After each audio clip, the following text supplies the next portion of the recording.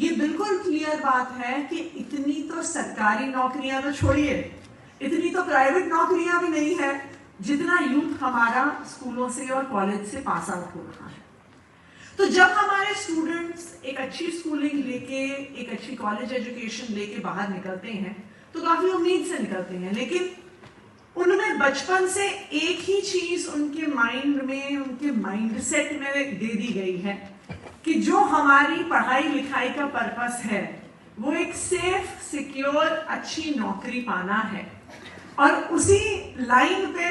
उसी गोल के प्रति हमारा सारा यूथ अपना समय बिताता है। लेकिन जैसे डेटा हमें बताता है,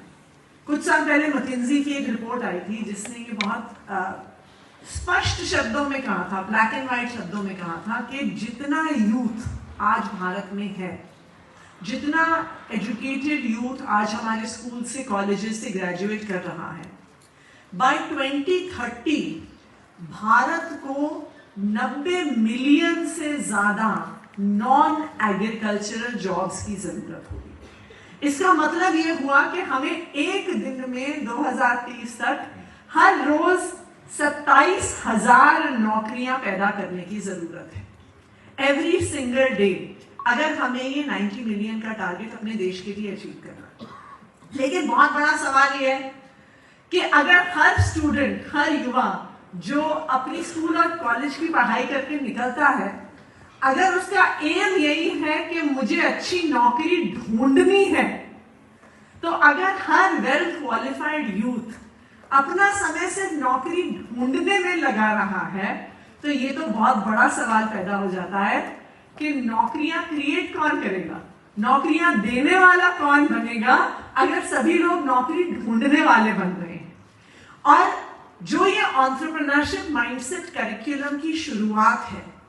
वो इसी डायलेमा से शुरू हुई है, इसी समस्या का समाधान ढूंढने के लिए शुरू हुई है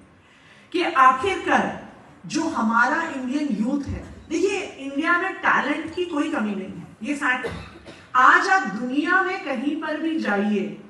इनफैक्ट आज जो सबसे बड़ी टेक्नोलॉजी कंपनीज पूरी दुनिया में है, almost all of them are headed by Indians, उन सबके इंडियन सीईओज हैं। आज आप दुनिया के किसी भी बड़े हॉस्पिटल में जाइए, दुनिया में कहीं पर भी जाइए, वहां पे तकरीबन सीनियर मोस्ट डॉक्टर आपको इंडियंस मिलेंगे। आप किसी भी सॉफ्टवेयर कंपनी में जाइए, वहां पे आपको सारे इंजीनियर्स इंडियंस मिलेंगे। तो टैलेंट की तो कोई कमी नहीं है हमारे देश में,